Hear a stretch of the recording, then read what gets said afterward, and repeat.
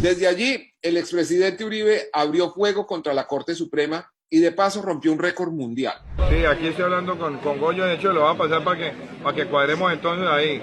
Aquí está el tuit de esa época, ustedes lo pueden ver en losdanieles.com. Varias cámaras de seguridad, cuyas imágenes hacen parte de la investigación judicial, muestran la llamativa reunión en una rampa de estacionamiento del Hotel Tequendama. El coordinado ataque político y mediático contra la independencia judicial demuestra que la medida de aseguramiento contra el expresidente Álvaro Uribe no solamente es necesaria, sino que se queda corta. El hombre más poderoso de Colombia no ha ahorrado esfuerzo para desprestigiar y cubrir de oprobio a la Corte Suprema de Justicia y en especial a los 5 magistrados de la Sala de Instrucción que, después de meses de cuidadosa evaluación de las evidencias, concluyeron que se debía ordenar la detención domiciliaria de quien ha sido un intocable. Anoche, a la hora de cerrar esta columna, los Danieles tuvieron acceso a un documento que va a alterar más al expresidente. Se trata de una decisión de la Sala de Instrucción de la Corte Suprema fechada el 14 de agosto, es decir, 4 días antes de su renuncia al Senado. Allí la Corte señala la existencia de una actuación previa contra el senador, comillas, por hechos relacionados con delitos de concierto para delinquir, homicidio agravado, secuestro, desplazamiento forzado y conexos declarados como crímenes de lesa humanidad, cierra comillas.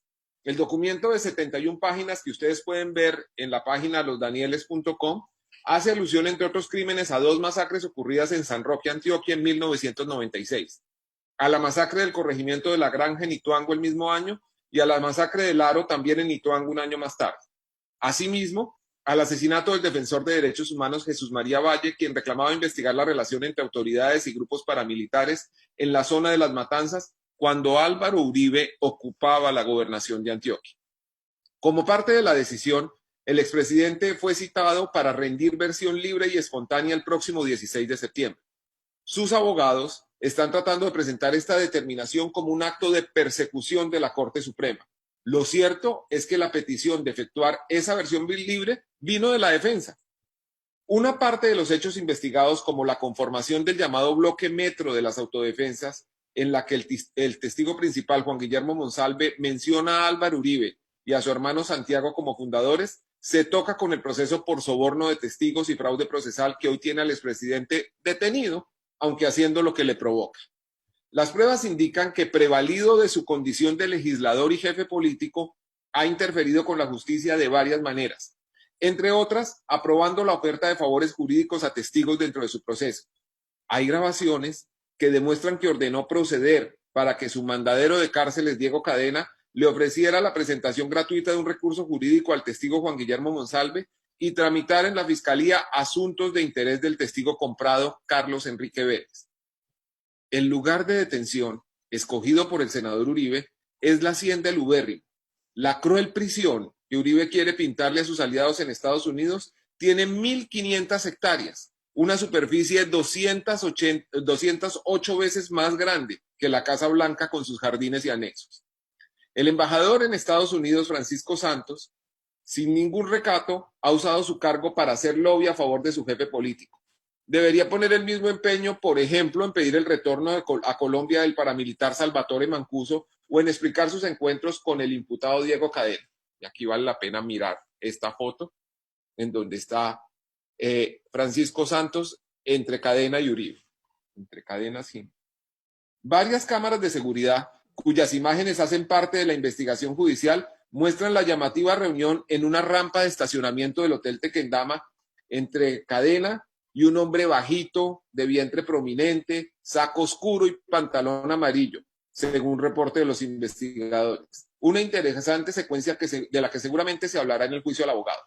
Les muestro la foto y ustedes se preguntarán quién es, y yo también quisiera saber quién es, ya lo voy a decir.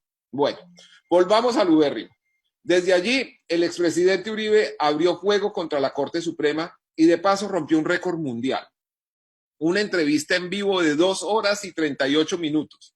Ni Fox News, la cadena de la ultraderecha en Estados Unidos, le ha dado tanto tiempo a Donald Trump. No hubo una sola pregunta difícil. Uribe cómodamente pudo calificarse de secuestrado y por ende criminalizar como secuestradores a los magistrados que ordenaron su detención.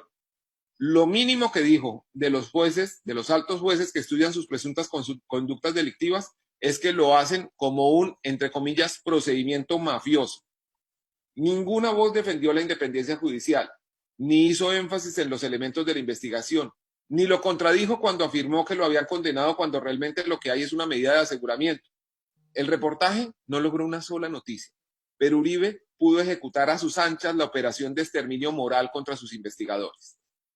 Esa misma semana, en el canal Caracol, el abogado Jaime Granados complementó la labor de su mandante contra los magistrados. Tampoco hubo contrapreguntas. Esa entrevista estuvo a cargo de María Camila Orozco, que antes de fungir como reportera de ese canal fue la jefe de prensa de Granados y dedicaba parte de su tiempo a publicar trinos ofensivos para enlodar a los contradictores de su jefe.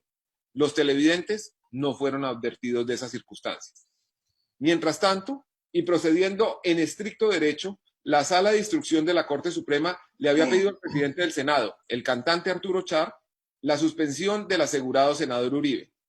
Para completar el requerimiento es necesario el visto bueno de la Comisión de Ética del Senado, de la cual hace parte, entre otros faros morales, el senador Eduardo Pulgar, procesado por tratar de corromper a un juez. El trámite empezó a paso de tortuga, quizás porque el presidente de la Comisión de Ética, el senador Santiago Valencia, estaba ocupado presentando un improcedente habeas corpus contra la detención domiciliaria de Uribe. En inocultable contraste, la carta de renuncia de Uribe al Senado fue tramitada en tiempo récord. Nunca Arturo Char había sido tan rápido, por lo menos en público. Minutos después del envío, la renuncia fue aprobada por 82 votos contra 12. Hace 2 años, más o menos por estas fechas, Uribe había renunciado al Senado cuando una sección distinta de la Corte Suprema, la Sala Penal, lo había llamado indagatoria por presuntamente incurrir en los mismos delitos de manipulación de testigos. Después de presentar la renuncia, le ordenó al entonces presidente del Senado, Ernesto Macías, que la, entre comillas, retuviera sin considerarla, cierra comillas. En esa época, Uribe aseguraba que no renunciaba para escapar de la Corte Suprema. Sostenía, y así lo dijo en un Twitter, comillas, la acusación sobre testigos que me hacen la basan en hechos realizados a tiempo que ejerzo como senador, lo cual mantiene la competencia de la Corte. Aquí está el tuit de esa época, ustedes lo pueden ver en losdanieles.com. Los magistrados de la Sala de Instrucción, que en silencio han resistido las embatidas contra la verdad y contra su honor, tienen que establecer ahora si tenía razón el Uribe de 2018, que sostenía que la Corte debía mantener la competencia a pesar de su renuncia, o si la tiene el Uribe de hoy, que busca escapar de su jurisdicción para escoger su propio juez. La columna tiene una postdata que dice: el presidente Iván Duque ha negado que los señores José Guillermo El Ñeñe Hernández y su hermano el Goyo Hernández hayan tenido vínculos con su campaña, como lo han denunciado los periodistas Julián Martínez y Gonzalo Guillén en La Nueva Prensa. Pues bien, conocí este video inédito grabado en abril de 2018 en plena campaña electoral, donde se ve al hoy presidente Duque usando el teléfono celular del Goyo para decirle a alguien al otro lado de la línea, comillas, sí, aquí estoy hablando con Goyo, de hecho acá se lo voy a pasar para que cuadremos entonces ahí, le mando un gran saludo, voy a tratar de ponerles el video.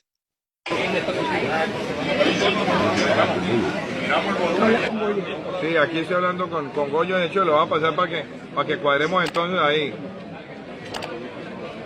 Le mando un gran saludo. Y esa es la columna.